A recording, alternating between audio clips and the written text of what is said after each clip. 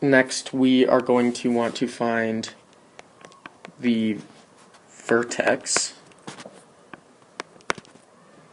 slash vertices actually.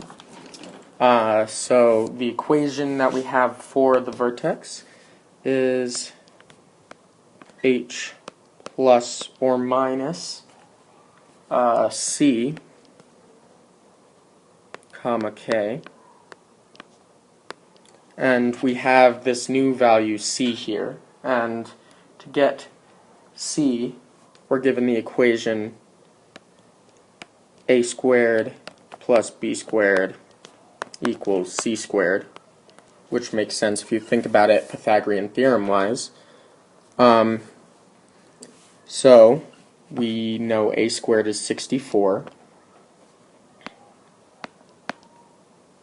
plus b squared, which is 36, equals c squared, and that'll come out to be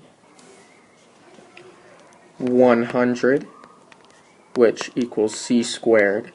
So we can square root that 100, meaning that c equals 10.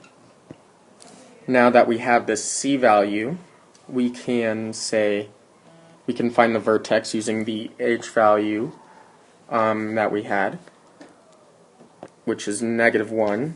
So we will get two equations, -1 plus 10,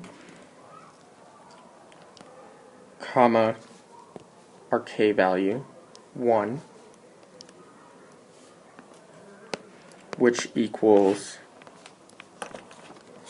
9, comma 1, that being our first vertex, and then we are also going to get -1 minus 10, comma 1, which equals -11, 1. So those will be our vertices. I'll go up here and box our center value that we found. I apologize, I mixed up the formula for the vertices and the foci. These are actually going to be our foci, and our vertices will be found using the formula we get from our notes, which is going to be plus or minus a, comma, k. And we have those values. Found that a is 8 and h is -1. So that'll be -1 plus 8. Because it's plus or minus, it'll give us two answers, comma, our k value, which is 1, and -1 minus 8, and that'll come out to 7, comma 1, and -9, comma 1. And that is actually our vertices, while up here this is the foci. So now we can draw this. Please forgive my horrible drawing. So let's start out with the center, which we know is at -1, 1. So I'll put a dot over there, and then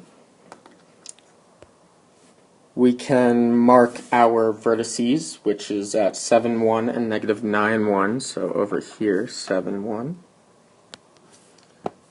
and -9, 1. And we'll also mark the foci, which is at 9, 1 and -11, 1.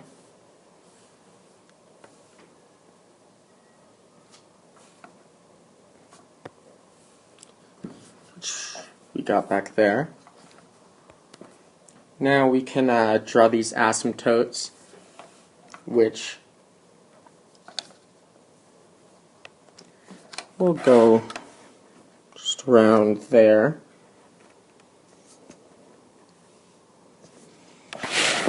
And our hyperbola, let's use green, will look like this. If you're a poor artist, it'll look like that, like me.